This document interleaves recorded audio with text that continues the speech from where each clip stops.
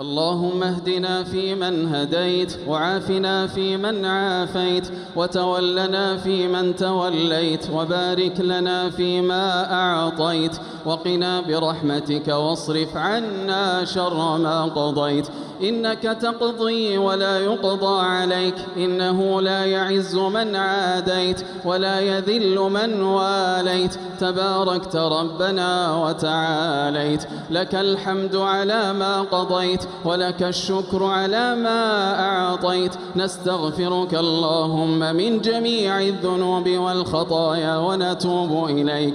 اللهم لك أسلمنا وبك آمنا وعليك توكلنا وإليك أنبنا، وبك خاصمنا وإليك حاكمنا، فاغفر لنا ما قدمنا وما أخرنا وما أسررنا وما أعلنا وما أنت أعلم به منا. اللهم حبب إلينا الإيمان وزينه في قلوبنا، وكره إلينا الكفر والفسوق والعصيان، واجعلنا من الراشدين. اللهم آت نفوسنا تقواها وزكها أنت خير من زكاها، أنت وليها ومولاها. اللهم يا مصرف القلوب اصرف قلوبنا إلى طاعتك.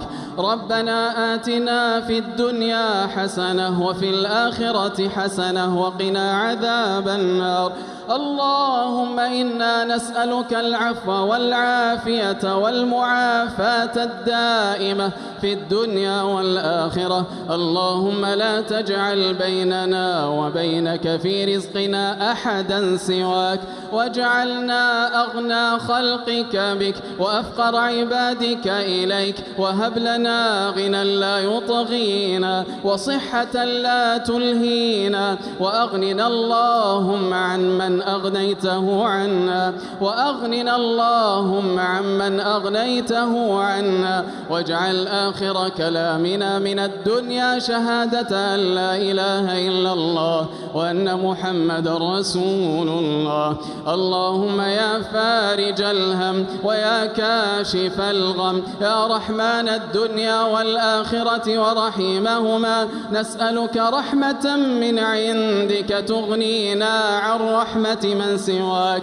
اللهم لا تدع لنا ذنبا إلا غفرته، ولا هما إلا فرجته، ولا دينا إلا قضيته، ولا كربا إلا نفسته، ولا مبتلا إلا عافيته، ولا مريضا إلا شفيته، ولا تائبا إلا قبلته، ولا ضالا إلا هديته، ولا عزبا إلا زوجته، ولا ولدا إلا أصلحته، ولا محروما من الذرية إلا ذرية صالحة رزقته، ولا معيونا أو مسحورا إلا شفيته، ولا ميتا إلا رحمته، ولا حاجة من حوائج الدنيا والآخرة هي لك رضا ولنا فيها صلاح إلا وأعنتنا على قضائها برحمتك يا أرحم الراحمين.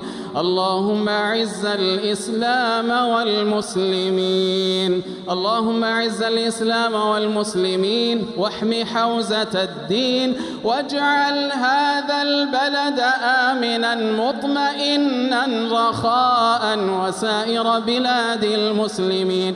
اللهم آمنا في أوطاننا، وأيد بالحق والتوفيق والتسديد إمامنا وولي أمرنا خادم الحرمين الشريفين الملك سلمان، وولي عهده الأمير محمد بن سلمان، ووفقهم وأعوانهم ورجالاتهم لكل ما فيه خير للبلاد والعباد وخير للإسلام والمسلمين. اللهم احفظ وانصر رجال أمننا وجنودنا على ثغورنا، اللهم كن لهم عونا ونصيرا ومؤيدا وظهيرا برحمتك يا أرحم الراحمين. إلهنا رفعنا إليك أكف الضراعة فاجعلنا من أهل الحوض والشفاعة